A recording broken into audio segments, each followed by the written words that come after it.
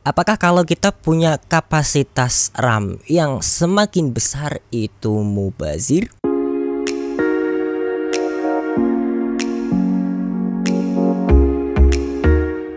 Assalamualaikum teman-teman, jumpa lagi bersama saya Ardi yang pastinya di Sinau PC. Oke, siapa nih di antara teman-teman yang masih suka salah paham terkait dengan penggunaan dan juga kapasitas RAM baik di PC maupun di laptop kalian? Nah, buat kalian yang masih ngerasa kalau kalian lagi buka Task Manager gitu ya, kalian lihat penggunaan RAM kalian saat ini, baik itu di posisi idle ataupun kalian sedang ngetik, browsing, ngedit, dan juga lain sebagainya. Dan saat kalian melihat penggunaan RAM kalian pernah berpikir dan ngerasa, oh, kapasitas RAM aku masih cukup kok, jadi nggak perlu upgrade. Berarti selama ini kita samaan, bre. Nah, apakah ini semua salah? Nah, sebelum kita bahas lebih lanjut, jangan lupa deh tekan dulu tombol subscribe-nya dan jangan lupa untuk bunyiin juga notifikasi loncengnya agar kalian tidak ketinggalan info dan juga update terbaru menarik lainnya tentunya dari channel Sinau PC. Oke, dulu nih aku sempat bikin video konten mengenai berapa sih kapasitas RAM yang kita perluin untuk berbagai kegiatan, baik itu kegiatan ringan sampai kegiatan-kegiatan berat di video yang satu ini nih. Nah, berbicara mengenai penggunaan RAM di Task Manager, kalau kalian cek, maka kalian tidak akan pernah bisa menjumpai kapasitas RAM kalian itu sampai full load 100%. Baik itu kalian mau pasangin RAM 4GB maupun kalian pasangin RAM sampai 32GB, 64GB, bahkan sampai 128GB sekalipun. Apakah berarti nggak ada bedanya kalau kalian pakai standar minimum kapasitas RAM aja sekarang ini 8GB dengan kalian pasangin RAM 32GB? Toh karena nggak pernah dipakai 100% kapasitas dari RAM tersebut, ngapain juga kita expand kapasitas RAM bahkan sampai ke 32GB? Nah, kenapa enggak pernah dipakai sampai full load 100%? Karena begitu penggunaan RAM di PC kalian itu menyentuh angka full load atau 100% dari kapasitasnya, maka PC atau laptop kalian itu bisa langsung crash atau hang seketika. Dan seperti yang kita tahu bahwa yang bisa mengimbangi kecepatan dari CPU atau prosesor kita hanyalah RAM atau Random Access Memory. Bahkan speed dari SSD Gen 4 sekalipun itu masih kalah jauh speednya dengan RAM DDR4.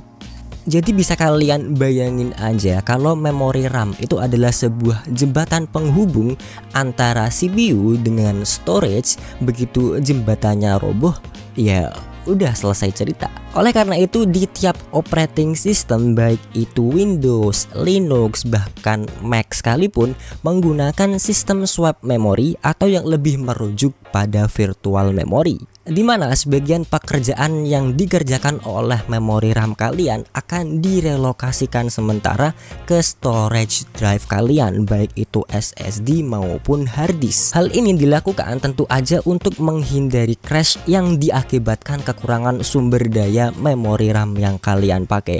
Jadi buat kalian yang punya kapasitas memori RAM kecil dan juga masih pakai hard disk, ya kalian punya penderitaan double. Apalagi ditambah kalau CPU kalian itu memang tidak didesain untuk kebutuhan multitasking, ya udah triple kill. Karena untuk melakukan swap memori, prosesor ini juga turut bekerja, apalagi ditambah speed hard disk yang masih lemot, membuat penderitaan di dunia ini akan semakin bertambah. Dan sebenarnya informasi yang diberikan di Task Manager itu cukup lengkap, Pak. Nggak cuma penggunaan kapasitas RAM kalian aja. Di sana juga ada informasi mengenai penggunaan physical memory dan juga penggunaan virtual memory kalian. Coba deh kalian bisa cek sendiri di PC ataupun di laptop kalian. Kalian tinggal klik kanan di bagian bawah taskbar kalian, kemudian pilih Task Manager, kemudian pilih tab Performance dan klik di bagian RAM. Nah, hal yang sebetulnya kalian juga harus perhatiin di sebelah sini nih, bre. Terutama bagian in use memory sama committed. Misalkan di sini tertulis RAM kalian itu 8GB. Coba perhatiin bagian committed ini deh. Tertulis di sini misalkan 5,7 per 11,8 GB. 5,7 GB di sini adalah total dari physical memory atau memori fisik kalian ditambah dengan virtual memory yang sedang terpakai. Sedangkan di sini 11,8 GB adalah total dari physical memory dan juga virtual memory yang sudah disiapkan oleh Windows kalian. Bayangin aja deh, kalian punya RAM dengan kapasitas 8 GB tapi sama Windowsnya nggak terima, disiapin lebih gede, yaitu disiapin sebesar 11,8 GB. Jadi apakah berarti RAM kalian yang 8 GB itu kurang? Oke, kita coba dengan RAM 16 GB. Nilai committed RAM-nya di sini tertulis 6,1 per 21,1 GB. RAM-nya kalian udah 16 GB tapi masih disiapin Windows sampai kapasitas 21 GB. Apalagi buat kalian yang cuma masih pakai RAM 4 GB aja, nilai committed RAM-nya di sini adalah 4,1 per 8,2 GB. Windows kalian udah siapin kalian RAM sampai 8,2 GB padahal RAM kalian cuma 4 GB. Betul, makasih banget buat teman-temanku yang udah kirim screenshot kapasitas RAM di laptop kalian. Makasih banget untuk pembuatan video kali ini.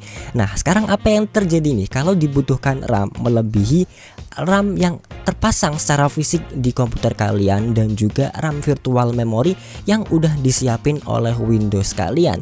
Ya, jawabannya Windows akan terus mengekspansi kapasitas dari virtual memorinya yang tentu aja akan diambil dari storage drive kalian. Nah, Bang, kan udah disiapin sama Windows virtual memory yang kapasitasnya bisa melebihi kapasitas RAM laptop kita. Jadi ngapain harus tambah RAM, Bang? Buang-buang duit, mending beli seblak aja. Oke deh, sekarang kita hitung dulu berapa kapasitas virtual memory RAM kalian. Caranya mudah banget, tinggal kalian kurangi aja committed memory dengan in-use memory yang datanya bisa kalian ambil dari task manager kalian. Dan dalam kondisi idle dengan sampel-sampel yang aku pakai tadi, kalian bisa dapetin hasil-hasil seperti yang kalian lihat di layar ini. Nah, di sini kalian bisa lihat di mana semakin besar kapasitas RAM fisik kalian, maka in-use memory kalian akan semakin bertambah. Yang berarti di sini penggunaan memori virtual kalian juga akan semakin berkurang. Dan data ini diambil dalam kondisi idle dari sampel-sampel yang telah aku cari, dan kita mengabaikan faktor aplikasi yang berjalan di latar belakang. Nah, kalau kalian suka ngebuka banyak tab sekaligus ataupun suka ngebuka banyak aplikasi sekaligus, maka semakin besar kapasitas RAM kalian akan semakin bagus. Karena selain berdampak pada responsibilitas PC maupun laptop kalian, bahkan untuk kegunaan yang berat sekalipun seperti editing, rendering, dan lain sebagainya, kapasitas RAM yang semakin besar juga akan semakin mengurangi porsi penggunaan virtual memory yang diambil dari storage drive kalian dan akan lebih banyak dibebankan ke memori fisik dibandingkan ke memori virtual. Kenapa ini semakin bagus? Karena buat kalian yang memakai storage drive SSD yang tentunya punya batas TBW, maka akan bisa lebih menghemat batas TBW kalian, karena sebagian kapasitas SSD kalian akan dipakai untuk merelokasi sementara pekerjaan memori RAM. Jadi akan lebih sering dilakukan write secara terus menerus secara berulang-ulang. Dan gak hanya untuk editing, untuk gaming pun semakin besar kapasitas RAM kalian juga akan semakin bagus. Jadi sekarang berapa nih RAM yang mau kalian pakai di PC maupun di laptop kalian?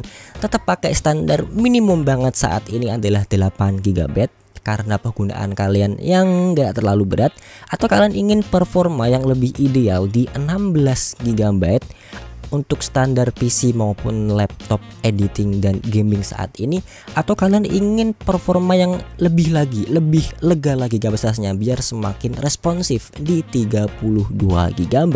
Kita ketemu lagi di video berikutnya bersama saya Ardi yang pastinya di Sinau PC. Terima kasih. Wassalamualaikum warahmatullahi wabarakatuh.